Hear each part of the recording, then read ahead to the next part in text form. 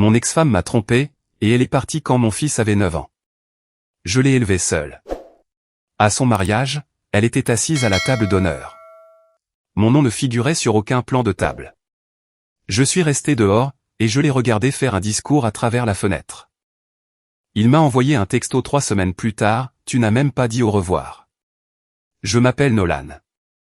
J'ai 47 ans, et je veux vous raconter la nuit où je suis resté à l'extérieur d'une salle de réception, dans un costume loué, à regarder mon ex-femme porter un toast au mariage de mon fils, à travers une fenêtre, pendant que je tenais une assiette de petits fours qu'un traiteur m'avait tendue. Parce qu'elle pensait que je faisais partie du personnel. Ce n'est pas une métaphore. C'est vraiment arrivé. Et, d'une certaine manière, ce n'était même pas la pire partie de ma soirée.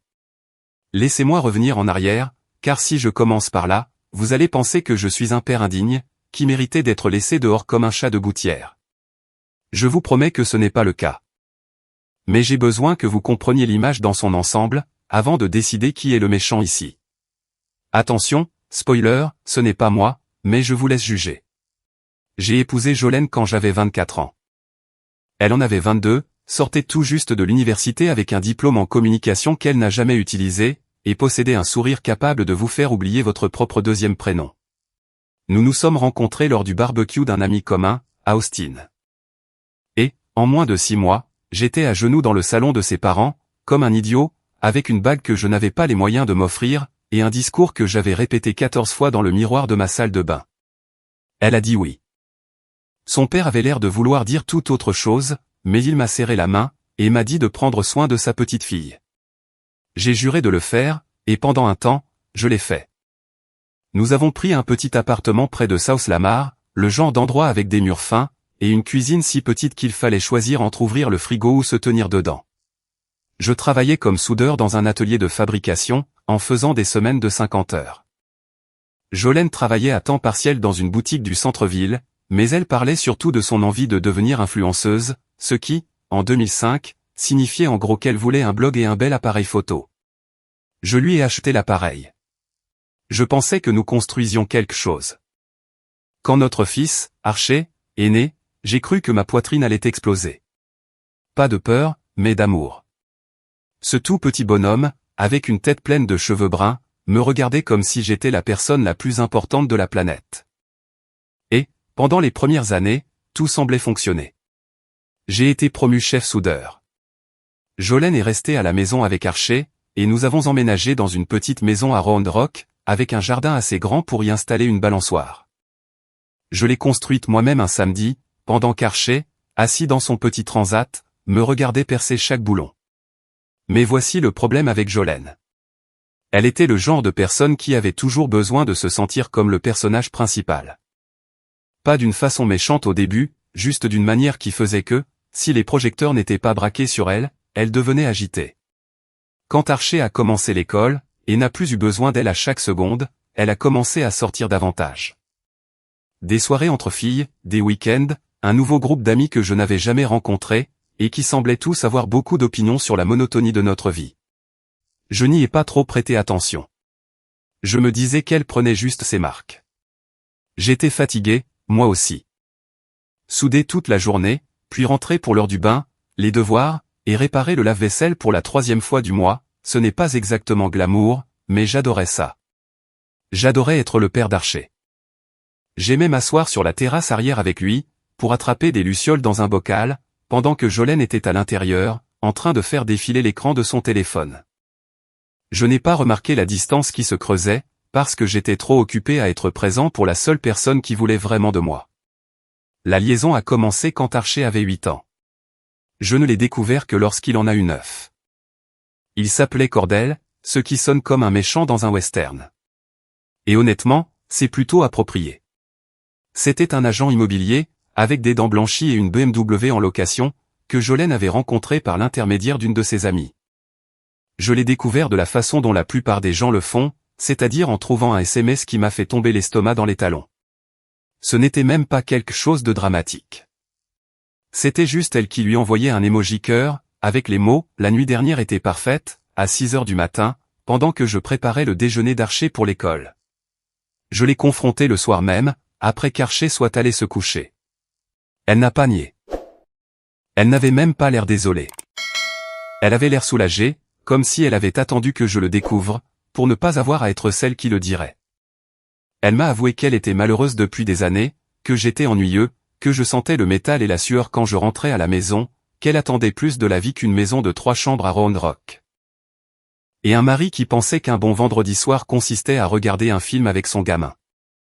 Je me souviens m'être assis à la table de la cuisine, après qu'elle ait dit tout ça, me contentant de fixer le set de table qu'Archer avait fabriqué en cours d'art plastique. Il y avait un dessin au crayon de notre famille, 3 personnages en bâton se tenant la main, un grand soleil dans le coin, et je me suis dit, ce gamin n'a aucune idée de ce qui va arriver à son monde. Jolene a déménagé 2 semaines plus tard. Elle est partie dans le condo de Cordell, au centre-ville d'Austin. Elle a pris ses vêtements, son ordinateur portable, la bonne cafetière, et environ la moitié de ma capacité à faire confiance à un autre être humain. Ce qu'elle n'a pas pris, c'est Archer. Elle a dit qu'elle avait besoin de temps pour se retrouver. Que l'appartement de Cordell n'était pas aménagé pour un enfant. Qu'elle viendrait le chercher le week-end, une fois que les choses se seraient calmées. Les week-ends se sont transformés en un week-end sur 2, puis une fois par mois, puis les anniversaires et les fêtes, puis juste les fêtes, puis juste Noël. Et même ça, c'est devenu irrégulier. Je ne l'ai pas dénigré devant Archer. Pas une seule fois. Chaque fois qu'il demandait où était maman, je lui disais qu'elle l'aimait, et qu'elle traversait juste des trucs d'adultes. Chaque fois qu'elle annulait une visite, j'inventais une excuse pour qu'il ne se sente pas rejeté. Je l'ai emmené au parc, au cinéma, à chaque match de la petite ligue, à la foire scientifique, et aux réunions parents-professeurs, tout seul, assis dans ces minuscules chaises conçues pour des adultes 2 fois plus petits que moi, souriant et applaudissant. Comme si je ne mourais pas à l'intérieur. J'ai élevé ce garçon tout seul.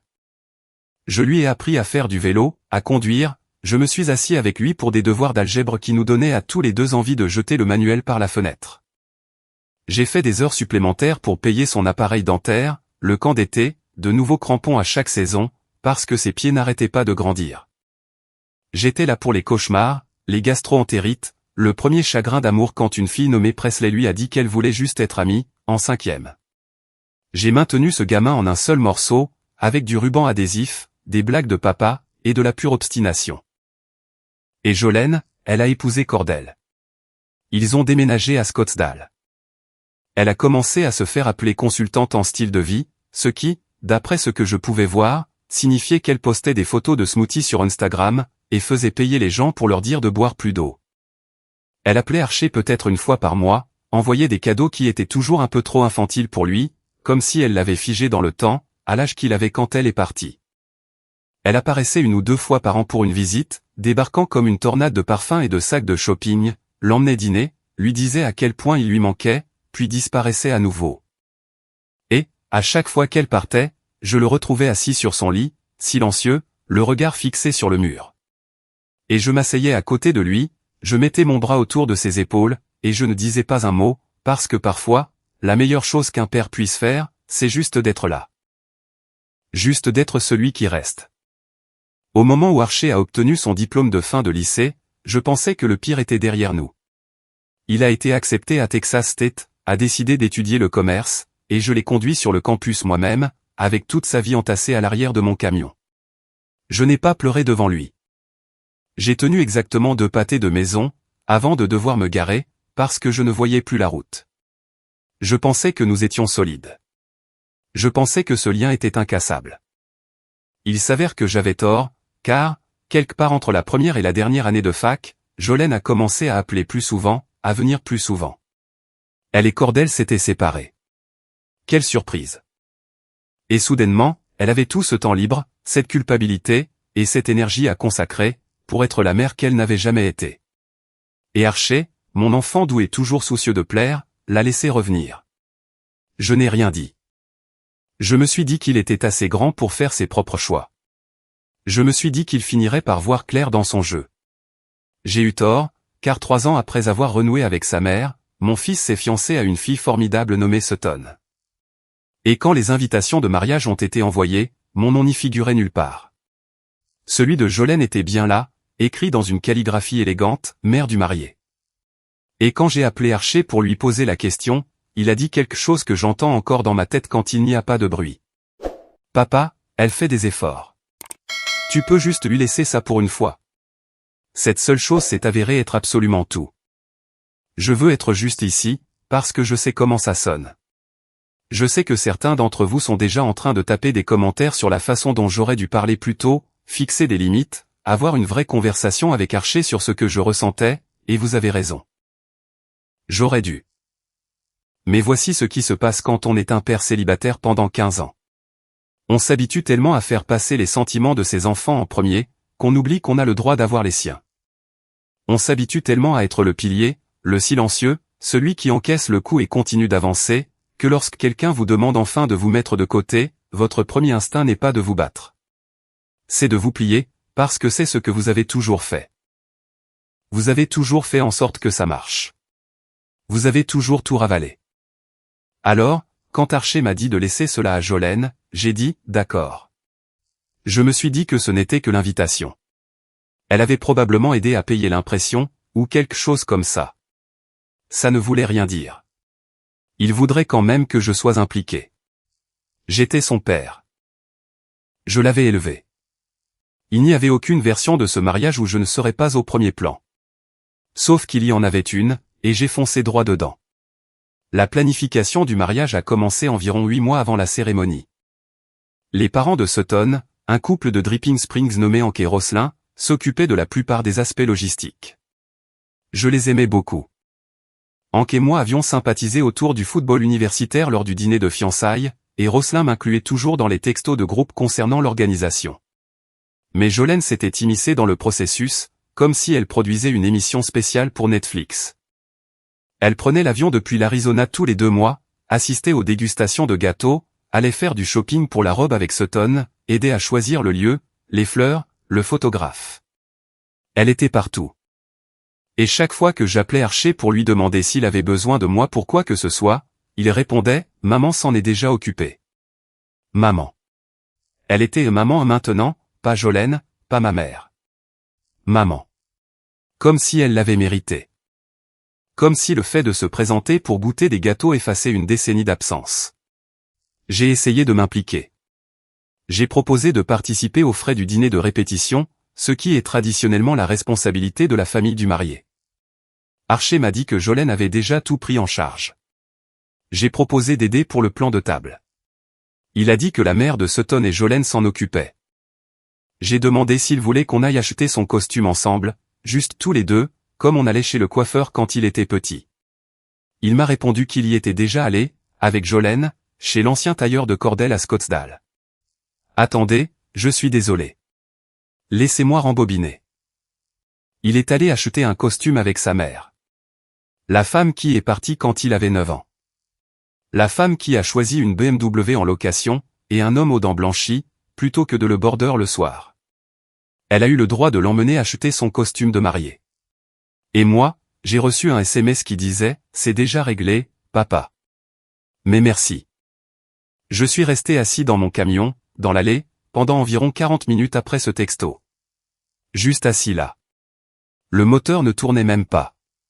J'ai juste fixé la porte du garage, et j'ai essayé de comprendre à quel moment j'étais devenu une réflexion de dernière minute dans la vie de mon propre fils. Le dîner de répétition a eu lieu dans un restaurant de grillade au centre-ville d'Austin, le genre d'endroit où le menu n'affiche pas de prix. Quand je suis entré, Jolene tenait déjà la cour en bout de table, riant avec les demoiselles d'honneur de Sutton, appelant Archer mon petit bébé assez fort pour que tout le monde entende. Quand elle m'a vu, elle m'a fait un sourire diplomatique, le genre de sourire qu'on fait à quelqu'un lors d'un événement de réseautage, dont on n'arrive pas à se rappeler le nom. « Nolan, je suis si heureuse que tu aies pu venir », a-t-elle dit, comme si j'étais un invité, comme si j'avais été convié par courtoisie, plutôt que par biologie. Je me suis assis à l'autre bout de la table, à côté de Hank, qui m'a versé un verre de vin sans demander, et m'a dit « Tu tiens le coup ?» Je lui ai dit que j'allais bien. Je n'allais pas bien, mais j'ai été pas bien tellement de fois, que je suis devenu doué pour faire semblant. Pendant le dîner, Jolene a fait un discours pour dire que voir Archer devenir un homme avait été la plus grande joie de sa vie. Elle a vraiment prononcé ces mots, et personne n'a bronché. Personne ne m'a regardé. Personne n'a semblé se rappeler qu'elle l'avait regardé grandir depuis 1200 km de distance, à travers l'écran d'un téléphone. Elle prenait à peine des nouvelles. Je n'ai pas fait de discours. Personne ne me l'a demandé. Le mariage a eu lieu 2 semaines plus tard. Un samedi d'octobre.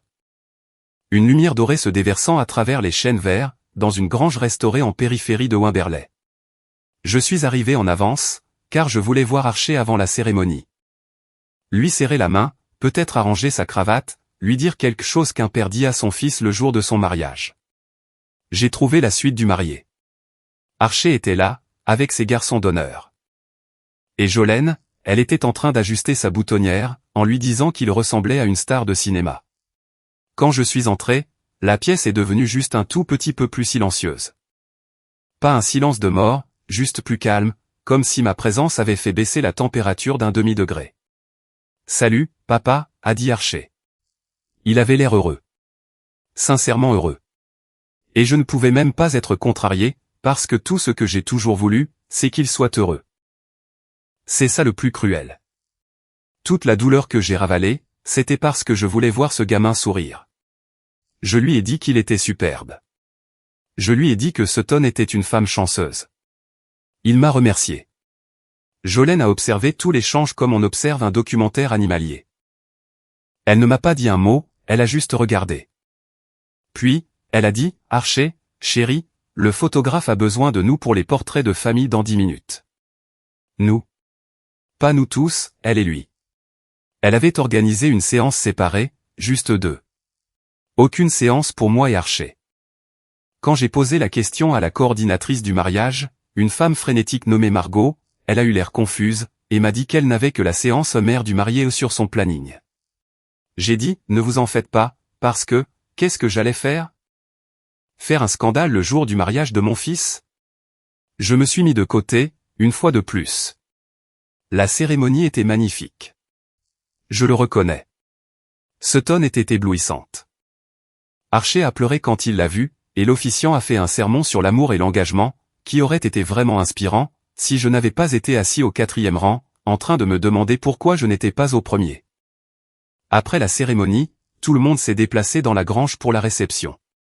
Je suis allé chercher ma place. J'ai vérifié le plan de table près de l'entrée. Un de ces grands et élégants panneaux, avec de la calligraphie, et de petits cartons de placement. J'ai cherché mon nom. J'ai regardé tout le panneau. Chaque table, chaque carte. Mon nom n'y figurait pas. Je suis resté là, pendant probablement 2 bonnes minutes, à lire chaque carte 2 fois, en pensant que je devenais fou. J'ai demandé à Margot. Elle a feuilleté ses papiers, vérifié sa tablette, puis elle a pris cette expression sur son visage. L'expression de quelqu'un qui réalise que quelque chose de terrible s'est produit, et qui ne sait pas comment vous l'annoncer. Je suis tellement désolé, monsieur. Il semble qu'il y ait eu un oubli. Laissez-moi voir si je peux ajouter une chaise à l'une des tables. Un oubli. Mon nom était un oubli, au mariage de mon propre fils. Elle m'a trouvé une place à une table près du fond, à côté de 2 amis d'université de Sutton, qui n'avaient aucune idée de qui j'étais. Je suis resté assis là, pendant que la table d'honneur se remplissait. Archer, Sutton, les parents de Sutton. Jolene, le témoin, la demoiselle d'honneur. 6 places, pas 7. Et puis, les discours ont commencé. Le témoin, la demoiselle d'honneur. Hank a porté un magnifique toast à Sutton. Et puis, Jolene s'est levée à la table d'honneur, au mariage de mon fils, et a prononcé un discours sur la maternité, sur le sacrifice, sur la façon dont le fait d'être la mère d'Archer lui avait appris ce que signifie aimer de manière inconditionnelle. La salle a applaudi. Archer l'a regardé avec des larmes dans les yeux, et je ne pouvais plus respirer. Je me suis levé de ma table. Je suis sorti. Personne ne l'a remarqué. L'air de la nuit a frappé mon visage, et je suis juste resté là, sur le chemin de gravier, à côté d'une rangée de buissons de lavande, à regarder à travers la fenêtre mon ex-femme se prélasser sous les applaudissements, pour un travail qu'elle n'avait jamais fait. Et je me suis dit, ça devrait être moi là-haut. Ça devrait être moi. Je suis celui qui est resté. J'ai regardé le reste de la réception par cette fenêtre. J'ai vu la première danse. J'ai vu la découpe du gâteau. J'ai vu Jolene tirer Archer sur la piste de danse pour la danse mère-fils, et je les ai vus rire et tourner sous ces guirlandes lumineuses, pendant que 300 personnes regardaient et souriaient. Il n'y a pas eu de danse père-fils. Ce n'était pas au programme. Je suis parti vers 22 heures. Je n'ai pas dit au revoir. Je suis juste monté dans mon camion, et j'ai conduit jusqu'à la maison dans l'obscurité, portant toujours ce costume loué, entendant toujours ce discours dans ma tête. Je suis resté assis dans mon salon, toutes lumières éteintes, pendant un long moment. Je n'ai pas pleuré. J'avais dépassé le stade des larmes. J'étais quelque part au-delà, dans cet endroit plat et gris, où vous avez été blessé si profondément, que votre corps arrête tout simplement de réagir. 3 semaines plus tard, mon téléphone a vibré. C'était un texto d'Archer. Tu n'as même pas dit au revoir, et quelque chose en moi s'est tout simplement brisé. J'ai fixé ce texto pendant un long moment. Tu n'as même pas dit au revoir. 7 mots. Comme si j'étais celui qui était parti. Comme si j'étais celui qui avait claqué la porte. L'ironie était si épaisse, que j'aurais pu m'étouffer avec. Je n'ai pas répondu tout de suite. En partie parce que je ne savais pas quoi dire, et en partie parce que j'avais peur que, si je commençais à taper, tout ce que j'avais retenu pendant 15 ans allait se déverser, dans un gigantesque et délirant pavé de texte, qui finirait par faire de moi le méchant de l'histoire. D'une manière ou d'une autre. Parce que c'est comme ça que ça marche, quand on est le silencieux. Au moment où vous parlez enfin, tout le monde agit comme si vous étiez le problème. Alors, à la place, j'ai fait ce que je fais toujours quand je souffre. Je suis allé travailler. Je dirigeais ma propre entreprise de soudure et de fabrication depuis environ 6 ans, à ce moment-là. Je l'avais lancé avec un camion d'occasion, un poste à souder portable, et une réputation bâtie sur 2 décennies à arriver à l'heure, et à fournir un travail propre. Ce n'était pas une énorme structure, juste moi et 3 gars. Mais nous avions des contrats réguliers avec des entreprises de construction, et des éleveurs de tout le centre du Texas, pour des portails sur mesure, des réparations structurelles, de la ferronnerie d'art. Un travail honnête, qui gardait mes mains occupées, et empêchait mon esprit de s'égarer dans des endroits où je ne voulais pas qu'il aille. Mais, après le mariage, je n'arrivais pas à me concentrer. J'étais au milieu d'un cordon de soudure, et ma main se mettait à trembler. Je me surprenais, assis dans l'atelier à 5 heures du matin, à fixer le vide. Faisant tourner ce texto dans ma tête, en boucle. Tu n'as même pas dit au revoir. Comme si c'était de ma faute. Comme si j'avais choisi de partir. Comme si rester dehors, devant une fenêtre, à regarder mon ex-femme voler mon moment, était d'une certaine façon une décision consciente, que j'avais prise pour m'amuser. Mon pote Dicon l'a remarqué. Dicon était mon chef d'atelier, un ancien marine avec une barbe de bûcheron, et l'intelligence émotionnelle d'un thérapeute déguisé en soudeur. Il était avec moi depuis que j'avais créé l'entreprise, et il pouvait me lire mieux que la plupart des gens que j'avais connus toute ma vie. Un matin, il est entré dans l'atelier, m'a trouvé assis sur un seau avec ma cagoule de soudure sur les genoux, a juste attrapé un autre seau, et s'est assis à côté de moi. « Tu veux en parler, ou tu veux que je fasse semblant que tu vas bien ?» a-t-il dit. Je lui ai tout raconté. Le mariage, le plan de table, le discours, la fenêtre, le texto, tout. Et, quand j'ai eu fini, il est resté là 1 minute, à se frotter la mâchoire, comme s'il essayait de décider s'il devait dire quelque chose de mesuré et de sage, ou quelque chose qui lui attirerait des ennuis. Il a choisi l'honnêteté.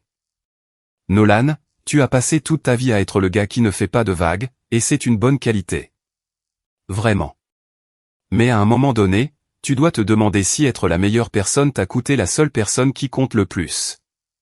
Ça a fait l'effet d'un coup de masse, parce qu'il avait raison. J'avais été tellement occupé à être noble.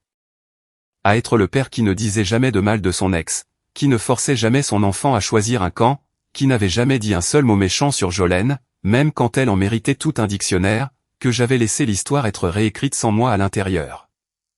Jolene avait fait son grand retour, s'était donné le beau rôle de la mère dévouée. Et parce que je ne l'avais jamais contesté, Archer y avait cru. Bien sûr qu'il y a cru. C'était un enfant quand elle est partie, et elle est revenue avec un sourire, une carte de crédit, et tout le temps du monde. Je suis venu avec des callosités, un déjeuner emballé, et la même présence silencieuse que j'avais toujours eue. J'ai commencé une thérapie 2 semaines plus tard. J'ai trouvé une conseillère, le docteur Tatum, qui était spécialisée dans l'éloignement familial. À la première séance, elle m'a demandé de décrire ma relation avec Archer en une phrase. J'ai dit, je lui ai tout donné, et il ne le sait pas. Elle a répondu, ce n'est pas une relation. C'est un sacrifice que personne ne vous a demandé de documenter. Ça a piqué, mais elle avait raison. J'avais tenu un registre mental de chaque couche changée, de chaque match assisté, de chaque larme essuyée, et j'étais furieux qu'Archer n'ait pas fait l'addition de la même manière que moi. Mais il avait 26 ans. Il ne se souvenait pas des détails. Et Jolene avait comblé les vides avec sa version. La version où elle était partie parce qu'elle était en difficulté, pas parce qu'elle était égoïste. La version où elle revenait parce qu'elle l'aimait, pas parce que Cordell l'avait larguée et qu'elle se sentait seule. Le docteur Tatum m'a dit de m'asseoir avec ma colère, de la ressentir vraiment, au lieu de l'enterrer, puis de décider de ce que je voulais, pas de ce qu'un bon père voudrait. Ce que moi, Nolan, je voulais vraiment. Et ce que je voulais était simple. Je voulais que mon fils me voie, qu'il me voie vraiment pour une fois. Mais avant que cela ne puisse arriver, j'avais besoin de reprendre ma propre vie en main. Parce que voici ce que personne ne vous dit, quand on passe 15 ans en mode survie. Quand l'urgence prend fin, vous vous effondrez. L'adrénaline s'arrête, le but s'efface, et vous vous retrouvez debout dans les ruines de votre propre vie négligée, à vous demander qui vous êtes vraiment, en dehors du fait d'être le père de quelqu'un. Je me suis plongé dans le travail, j'ai accepté de plus gros contrats, j'ai fait une offre pour un projet avec une chaîne d'hôtels-boutiques, qui rénovait des propriétés à travers la région de Hill Country. Je l'ai remporté. C'était le plus gros contrat que j'ai jamais décroché. De la ferronnerie sur mesure pour 6 établissements, des rampes, des luminaires, des portails décoratifs. Cela impliquait d'embaucher 2 gars de plus, et d'acheter de nouveaux équipements. Et, pour la première fois depuis des années, j'ai ressenti quelque chose qui n'était ni du chagrin ni de l'épuisement. J'ai ressenti un élan. J'ai aussi commencé à faire des choses pour moi. Ça a l'air simple, mais je ne l'avais pas fait depuis des années. J'ai commencé à cuisiner de vrais repas, au lieu de manger des céréales au-dessus de l'évier à 22 heures.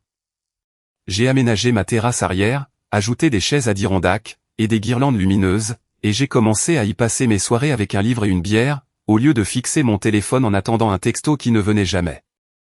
Je me suis inscrit à un cours de menuiserie au centre communautaire, parce que j'avais toujours voulu essayer. Et j'ai fini par fabriquer une planche à découper en noyer, dont j'étais honteusement fier. Et puis, j'ai rencontré Gemma. C'était une architecte paysagiste, qui travaillait sur l'un des projets de rénovation d'hôtel pour lequel j'étais sous contrat. Nous nous sommes rencontrés lorsqu'elle est entrée dans mon atelier, pour discuter de certains supports de jardinière personnalisés. Elle a immédiatement trébuché sur un câble de soudure, et a renversé une pile d'échantillons de métal. Elle m'a regardé depuis le sol, avec une expression à moitié mortifiée et à moitié amusée. Et elle a dit, « Eh bien, c'est une façon de faire son entrée. » J'ai ri pour la première fois depuis des semaines, peut-être des mois. Gemma n'était pas comme Jolene. Elle était stable. Elle conduisait un camion avec de la boue sur les pneus, et gardait un carnet de poche rempli d'espèces de plantes. Quand je lui ai parlé d'Archer, de toute l'histoire, elle ne m'a pas jeté un regard de pitié. Elle a juste dit, ça a l'air incroyablement solitaire. Elle avait raison. Nous avons commencé à sortir ensemble, doucement. Elle a rencontré Dicon et l'équipe, qui l'ont immédiatement approuvé, parce qu'elle a apporté des tacos pour le petit déjeuner à l'atelier un matin, ce qui équivaut essentiellement à un pacte de sang au Texas. Je n'ai pas parlé d'elle à Archer. Il n'avait pas appelé depuis ce texto, et je n'étais pas prêt à ouvrir cette porte. 6 mois ont passé. Le contrat avec l'hôtel était florissant. Mon atelier avait doublé de taille.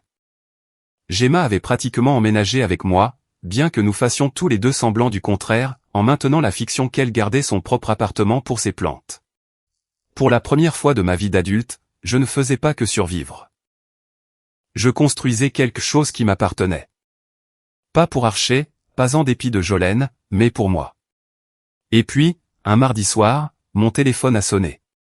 C'était Hank, le père de Sutton, l'homme qui m'avait versé du vin lors de ce dîner de répétition, et qui m'avait regardé comme s'il comprenait. « Nolan, a-t-il dit, je pense qu'il y a quelque chose que tu dois savoir. » Il m'a raconté que Jolene disait aux gens, y compris à Archer, que j'avais choisi de ne pas participer au mariage, que j'avais refusé le plan de table, que j'avais refusé de faire un discours, que j'étais parti tôt parce que j'étais mal à l'aise d'être près d'elle. Elle avait réécrit toute la soirée, retourné la situation si proprement, que même Sutton avait commencé à y croire. Hank a dit qu'il avait gardé le silence, parce qu'il ne voulait pas causer de problème entre Archer et sa mère.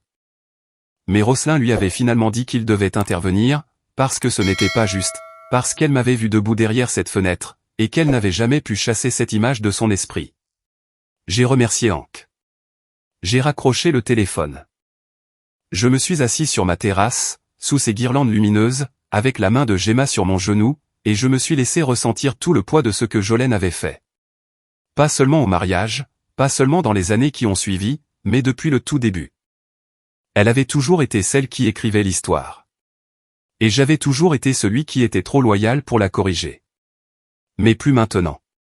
Je n'ai rien fait d'impulsif. C'est important de le préciser, parce que l'ancien Nolan aurait soit tout ravalé et continué sa vie, soit appelé Archer dans un élan d'émotion, pour dire quelque chose que je n'aurais pas pu reprendre. Mais j'étais en thérapie depuis 6 mois. Et, si le docteur Tatum m'avait bien appris une chose, c'était que la vérité n'a pas besoin qu'on crie. Elle a juste besoin de preuves. J'ai commencé par écrire une lettre. Pas une lettre de colère, pas un voyage culpabilisant, juste un texte qui exposait calmement et spécifiquement ce qui s'était réellement passé, lors du mariage, et dans les années précédentes. J'ai écrit sur le plan de table. J'ai écrit sur la danse père-fils manquante. J'ai écrit sur le fait d'être resté dehors, derrière la fenêtre. J'ai écrit sur chaque visite du week-end que Jolene avait annulée. Chaque anniversaire qu'elle avait oublié. Chaque fois où j'avais couvert ses arrières, pour qu'Archer ne ressente pas le rejet. Je ne l'ai pas envoyé. Pas encore. Le docteur Tatum m'avait dit que la lettre était d'abord pour moi, pour la sortir de ma tête et la mettre sur papier, pour y voir clair, pour savoir que je n'étais pas fou, que je ne me souvenais pas mal, que ce qui m'était arrivé était réel, et que ça comptait. J'ai aussi rappelé Hank. Non pas pour lui demander de mener ma bataille, mais pour lui poser une question. Est-ce que Sutton connaît la vérité? Il a répondu que Sutton avait des doutes. Elle avait remarqué des choses au mariage, des choses qui ne collaient pas, comme le fait que le père du marié soit assis à une table au fond, comme le fait que personne ne m'ait demandé de parler, comme le fait que Jolene semblait diriger tout le spectacle. Mais elle n'avait pas insisté, parce qu'Archer se braquait chaque fois que quelqu'un abordait le sujet. Il disait « Mon père est compliqué » et changeait de conversation. Compliqué. Je l'avais élevé seul pendant 15 ans, et j'étais compliqué. Jolene l'avait abandonné pendant une décennie, et elle était rachetée. Il y a une certaine forme de cruauté dans cette équation. Hank m'a aussi appris quelque chose que je n'attendais pas. Il a dit que Jolene empruntait de l'argent à Archer et Sutton. Pas d'énormes sommes, mais régulièrement. 1000 par-ci, 2000 par-là. Toujours avec une histoire différente, un problème de voiture, une facture médicale, une opportunité d'investissement, et elle ne remboursait jamais rien. Hank a dit que Roselyne avait tenu les comptes, parce que Sutton en avait parlé en passant, et le total dépassait les 15 000 €, dans les 18 mois qui avaient suivi le mariage. J'ai classé cette information dans un coin de ma tête. Pas parce que je cherchais des munitions, mais parce que cela dressait un portrait. Jolene n'était pas revenue dans la vie d'Archer parce qu'elle l'aimait. Elle était revenue parce qu'elle avait besoin de lui. Il y a une différence, et elle est de taille. J'ai passé les semaines suivantes à être stratégique. Gemma m'a aidé. Pas parce que je lui avais demandé, mais parce qu'elle est le genre de personne qui voit un problème, et commence immédiatement à organiser une solution. Elle a suggéré que je rassemble tout. Pas seulement mes souvenirs, mais tout ce qui était tangible. De vieilles photos, des dossiers scolaires, des reçus médicaux, des historiques de communication. Tout ce qui montrait qui était vraiment là pendant l'enfance d'Archer. Alors, j'ai fouillé dans les cartons du garage, et ce que j'ai trouvé m'a presque brisé de nouveau, mais d'une manière différente. J'ai trouvé chaque bulletin scolaire, signé par moi, chaque autorisation de sortie, signée par moi, chaque dossier de visite médicale, avec mon nom comme contact d'urgence. J'ai trouvé un dossier de projet scolaire qu'Archer avait réalisé au fil des ans. Et, dans au moins 4 d'entre eux, sous la section intitulée « Ma famille », il m'avait dessiné. Juste moi. Pas de maman. Pas de deuxième personnage. Juste un grand bonhomme allumette, avec des cheveux bruns et un grand sourire, étiqueté papa. J'ai aussi retrouvé les anciens relevés téléphoniques. Je les avais gardés pendant le divorce, parce que mon avocat m'avait dit de tout documenter.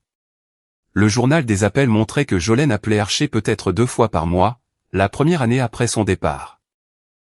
Puis 1 fois par mois, puis de façon sporadique. Il y avait des périodes de 3 ou 4 mois, sans aucun appel. J'avais tout, noir sur blanc. Gemma m'a aidé à tout organiser dans un classeur. Elle n'en a pas fait un document dramatique ou juridique. Elle a juste tout mis par ordre chronologique, avec des intercalaires, de sorte que si quelqu'un le regardait, il pourrait voir toute l'histoire, exposée clairement, année après année. Qui était là, qui ne l'était pas. J'ai aussi fait quelque chose que je n'avais jamais fait auparavant. J'ai contacté des personnes de l'enfance d'Archer. Son ancien entraîneur de petite ligue, un type nommé Sullivan, qui dirigeait les Rattlers de Round Rock, et se souvenait encore de la posture de frappeur d'Archer. J'ai appelé sa maîtresse de CE2, Madame Ambry, qui m'a dit qu'elle avait gardé un mot que je lui avais écrit une fois, pour la remercier d'avoir été patiente avec Archer pendant une période difficile, après le départ de Jolene. J'ai parlé à mon ancienne voisine, Loretta, qui gardait Archer quand je devais travailler tard, et qui avait une mémoire d'éléphant. Chacun d'entre eux a confirmé la même chose. Nolan était celui qui était là. Jolene était un fantôme. Je ne montais pas un dossier juridique. Je construisais la vérité. La vérité qui avait été lentement effacée par une femme, qui était plus douée pour raconter des histoires que pour les vivre. Pendant ce temps, autre chose se passait. Archer et Sutton ont fêté leur premier anniversaire de mariage, et Hank m'a dit que les choses étaient tendues. Pas entre Archer et Sutton. Eux, ils étaient solides. Mais entre Archer et Jolene. Il s'avère que les demandes d'argent étaient devenues plus fréquentes. Jolene avait demandé à Archer d'être son garant pour le bail d'un nouvel appartement, après avoir été expulsée de l'ancien. Elle avait aussi commencé à faire des commentaires sur Sutton. Des pics subtils pour dire qu'elle était contrôlante, qu'Archer devait s'affirmer, que la famille devait passer en premier. Des tactiques de manipulation classiques, déguisées en inquiétude maternelle. Sutton, à son immense crédit, ne s'est pas laissé faire. Elle avait grandi avec Hank et Roslyn, deux des personnes les plus équilibrées que j'ai jamais rencontrées, et elle pouvait repérer la manipulation comme un chien de chasse. Elle a dit à Archer qu'elle pensait que Jolene se servait de lui. Cela a déclenché une dispute, leur première vraie dispute. Et selon Hank, une fois la poussière retombée, Archer s'est assis dans leur cuisine, et a dit quelque chose que Sutton a plus tard répété à ses parents. Je ne sais plus qui croire. C'était mon ouverture. Non pas pour foncer et détruire Jolene. Non pas pour jubiler, pour punir, ou pour dire je te l'avais bien dit, mais pour enfin, après toutes ces années, laisser la vérité parler d'elle-même. J'ai appelé Archer. Il n'a pas répondu. J'ai rappelé. Boîte vocale. J'ai envoyé un texto qui disait « J'aimerais te voir ». Aucune pression, aucun ordre du jour, juste une conversation. Il n'a pas répondu pendant 3 jours. Puis, un jeudi soir, il a répondu 2 mots. Ce week-end. Nous nous sommes retrouvés dans un restaurant de barbecue à Lockhart, un endroit neutre, avec de la bonne poitrine de bœuf et de longues tables communes, où personne ne pourrait surprendre une conversation trop personnelle, à cause du bruit du football à la télé. J'y suis arrivé en avance parce que je suis comme ça, et je me suis assis à une table près du fond, avec le classeur dans un sac en toile à mes pieds, et une boule dans le ventre de la taille d'une balle de baseball. Quand Archer est entré, je ne l'ai presque pas reconnu. Pas parce qu'il avait l'air différent, mais parce qu'il avait l'air fatigué. Le genre de fatigue qui est plus profonde que le simple manque de sommeil. Il avait des cernes sous les yeux, et ses épaules portaient quelque chose de lourd. Il ressemblait à ce que j'avais ressenti pendant la majeure partie de ma trentaine.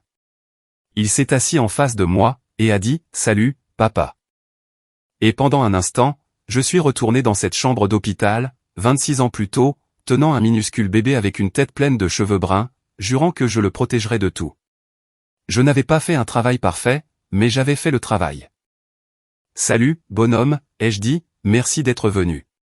Nous avons commandé à manger. Nous avons parlé de tout et de rien. J'ai pris des nouvelles de Sutton, de son travail, du nouvel appartement dans lequel ils avaient emménagé. Il m'a interrogé sur l'entreprise. Je lui ai parlé des contrats avec les hôtels, de l'agrandissement de l'atelier. Je n'ai pas mentionné Gemma. Pas encore, chaque chose en son temps. Et puis, une fois les assiettes débarrassées, quand le bruit autour de nous s'est atténué dans cette ambiance de fin d'après-midi, j'ai posé le classeur sur la table.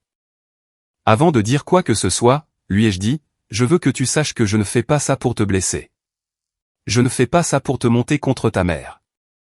Je fais ça, parce que tu mérites de savoir ce qui s'est réellement passé. Tout. Et tu pourras en faire ce que tu voudras après. Mais tu vas entendre la vérité de ma bouche au moins une fois, parce que j'aurais dû te la dire il y a longtemps. Archer a regardé le classeur, puis moi, puis à nouveau le classeur. Qu'est-ce que c'est, a-t-il demandé. Je l'ai ouvert à la première page. Un formulaire d'inscription scolaire de 2009. Père, Nolan Carvey. Mère, laissée en blanc. Contact d'urgence, Nolan Carvey. Deuxième contact d'urgence, Loretta Finch, voisine. Ça, ai-je dit, c'est ton enfance. Et puis j'ai commencé à parler. Pour la première fois en 15 ans, j'ai arrêté de protéger Jolene. J'ai arrêté d'amortir le choc. J'ai arrêté d'être la meilleure personne. J'ai juste dit la vérité. Et j'ai vu le visage de mon fils changer à chaque page. Je ne me suis pas précipité. J'ai procédé année par année, de la façon dont Gemma l'avait organisé. Et j'ai laissé les documents faire la majeure partie du récit. Je lui ai montré les relevés téléphoniques des 2 premières années après le départ de Jolene. Le journal des appels, qui passait de sporadique à presque inexistant. Je lui ai montré les dossiers médicaux, chaque passage aux urgences, chaque rendez-vous chez le pédiatre, chaque fois où je m'étais assis dans une salle d'attente, à remplir des formulaires d'une main, et à tenir la sienne de l'autre. Je lui ai montré les projets scolaires où il avait dessiné notre famille, avec juste nous deux. C'est ce qui l'a fixé le plus longtemps. Je lui ai parlé des nuits, celles dont je ne parlais jamais. La nuit où il avait une toux si terrible, que je l'ai conduit à l'hôpital à 2 heures du matin, et que je me suis assis sur une chaise en plastique pendant 4 heures, parce que je n'avais personne à appeler. La nuit où Jolene devait venir pour son 10e anniversaire, et qu'elle n'est pas venue, et que j'ai conduit jusqu'à 3 magasins différents, pour trouver le set de Lego exact qu'il voulait, pour que la journée ne soit pas une perte totale. Je lui ai parlé de la façon dont je l'avais couverte, à chaque fois. Quand elle annulait ses visites, je lui disais qu'elle avait des trucs pour le travail. Quand elle oubliait d'appeler à Noël, je lui disais que les lignes téléphoniques avaient un problème. Quand elle envoyait des cadeaux de taille trop petit, je les retournais discrètement, j'achetais la bonne taille, et je mettais son nom sur la carte. Le visage d'Archer était devenu très figé. Il ne pleurait pas. Il faisait cette chose qu'il faisait quand il était enfant, quand quelque chose lui faisait mal, et qu'il ne voulait pas le montrer. Cette mâchoire serrée, ce regard fixe droit devant lui, comme s'il essayait de se maintenir en un seul morceau, par la seule force de sa volonté. Je l'ai reconnu, car j'avais fait exactement la même chose au mariage. Elle m'a dit que tu ne voulais pas faire de discours, a-t-il dit doucement. Au mariage. Elle a dit que tu avais dit à la coordinatrice que tu ne te sentais pas à l'aise. On ne m'a jamais rien demandé, ai-je répondu. Et il n'y avait pas de place pour moi à la table d'honneur. Mon nom n'était sur aucun plan de table. Archer, j'ai regardé ta mère faire un discours sur l'amour inconditionnel à travers une fenêtre, depuis l'extérieur. Il m'a regardé comme si je l'avais giflé. Quoi? Rosselin m'a vu. Tu peux lui demander. Je suis resté dehors parce que je ne savais pas quoi faire d'autre. Je ne voulais pas faire d'esclandre le jour de ton mariage, alors je suis juste resté là, et puis je suis rentré à la maison. Le silence qui a suivi a été la chose la plus bruyante que j'ai jamais entendue. Archer a posé ses 2 mains à plat sur la table, comme s'il essayait de se stabiliser. Il a ouvert la bouche, l'a refermée, l'a rouverte, puis il a dit quelque chose qui m'a brisé le cœur, et qui l'a réparé en même temps. Pourquoi tu ne me l'as pas dit? Parce que je ne voulais pas que tu aies à choisir. Je n'ai jamais voulu que tu choisisses. Je voulais juste que tu saches. Il est resté avec ça pendant un long moment. Je n'ai pas comblé le silence. Le docteur Tatum m'avait appris que parfois, la chose la plus puissante que l'on puisse faire, c'est de laisser quelqu'un s'asseoir avec la vérité, sans essayer de gérer sa réaction face à elle. Alors je l'ai laissé s'asseoir. Puis, il a sorti son téléphone, a fait défiler l'écran pendant 1 minute, et j'ai regardé son expression changer. Il lisait d'anciens messages de Jolene. Quoi qu'il ait vu, cela a confirmé quelque chose, car il a posé le téléphone, et s'est frotté les yeux avec la paume de ses mains. Elle m'a dit que tu avais pris tes distances, a-t-il dit. Elle a dit qu'après le divorce, tu avais été clair sur le fait que tu ne voulais pas qu'elle soit impliquée. Elle a dit qu'elle avait essayé de faire partie de ma vie, mais que tu rendais les choses difficiles. Archer, je t'ai conduit à son hôtel chaque fois qu'elle a pris la peine de se présenter. J'ai préparé ton sac avec ton pyjama préféré, et ton dinosaure en peluche, et j'ai attendu sur le parking, jusqu'à ce qu'elle te ramène. Je n'ai jamais rendu les choses difficiles. Pas une seule fois. J'ai rendu les choses aussi faciles que possible, parce que je ne voulais pas que tu perdes ta mère. Même si elle était déjà partie. Il a baissé la tête. Pas de honte, mais de chagrin. Le genre de chagrin qui survient, quand on réalise que l'histoire dans laquelle on a vécu n'était pas réelle.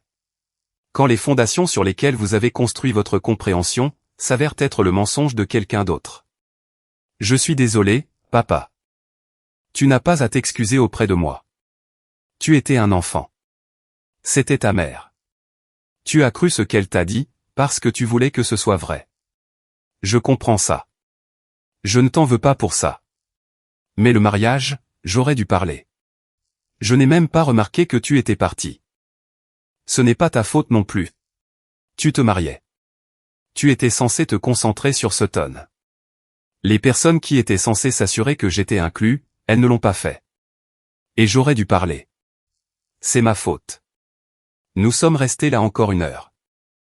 Il a posé des questions, beaucoup de questions, sur les années que j'avais passées sous silence, sur les détails dont je l'avais protégé. J'ai répondu à chacune d'elles honnêtement. Quand il a demandé si Jolene empruntait de l'argent, je lui ai dit ce que Hank m'avait rapporté. Sa mâchoire s'est serrée, d'une manière qui m'a fait comprendre qu'il en savait déjà plus qu'il ne l'avait admis. Avant de partir, je lui ai parlé de Gemma.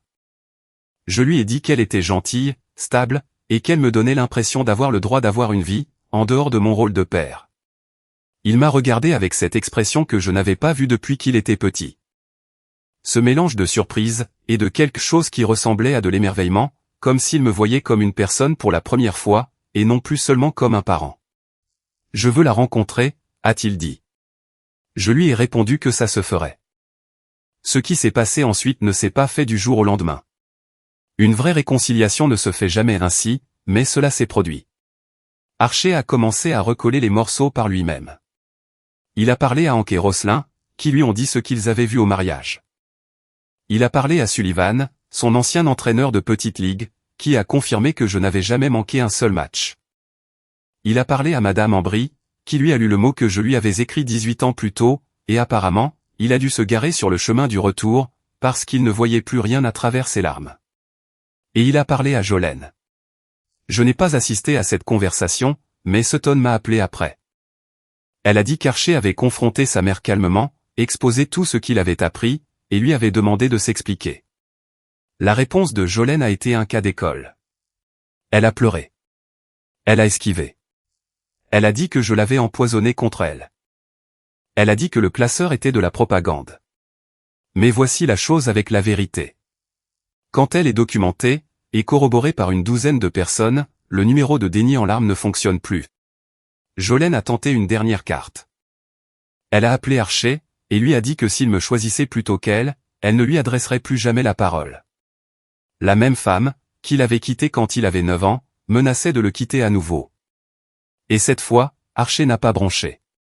C'est ton choix, maman, lui a-t-il dit. Mais j'ai fini de faire semblant. Elle n'a pas rappelé. C'était il y a 8 mois. Jolene n'a pas donné signe de vie depuis. Elle est de retour à Scottsdale, et j'espère qu'elle trouvera la paix un jour. Pas parce qu'elle le mérite, mais parce que s'accrocher à l'amertume, c'est comme boire du poison en espérant que l'autre personne tombe malade. Quant à moi et Archer, nous reconstruisons. Lui et Sutton sont venus dîner le mois dernier. Gemma a préparé sa poitrine de bœuf, ce qui est, j'en suis presque sûr, la raison pour laquelle Archer l'appelle maintenant tous les dimanches.